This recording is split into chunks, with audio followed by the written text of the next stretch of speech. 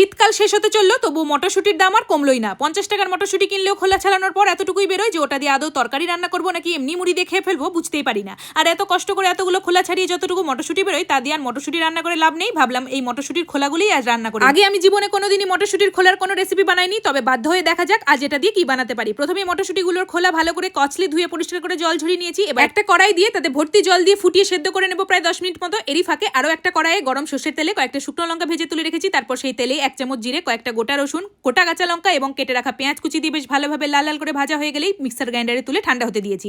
এদিকে মটরশুটির খোলাগুলো ভালোভাবে সেদ্ধ হয়ে গেলে জল ঝরিয়ে নিয়েছি, আর সেই খোলাগুলো এই মিক্সার গ্রাইন্ডারের ভেতর দিয়ে সামান্য জল দিয়ে বেটে। তবে সব একসঙ্গে বাটতে গিয়ে আমি একটা বড় ভুল করে ফেলেছি। এটাই ভাবিনি যে মটরশুটির খোলাগুলোর এত আশ হবে। যদি জানতাম আগে থেকে খোলাগুলো আলাদা করে বেটে নিতাম এবং বাকি পেঁয়াজ রসুনও আলাদা করে বাটতাম। যাই হোক, কাজ যখন বেড়ে গেছে, খাটনি করেও একটা পদ তো বানাতেই হবে ভাত খাওয়ার জন্য। এতখানি মেহনত তো আর বেকার যেতে দিতে পারি না। এই সবগুলোকে একটা ছাকনার নিচে বাটি বসিয়ে ভালো করে আঁশগুলোকে এভাবে বার করে নিয়েছি। তোমরাই দেখো কতগুলো ছোবড়া বেরিয়েছে। ঠিক এই মুহূর্তে আমার ভয় লাগা শুরু হয়ে গেল। এতখানি খাটনি এতগুলো জিনিস দিয়ে কিছু অবতার বানিয়ে ফেলবো না তো।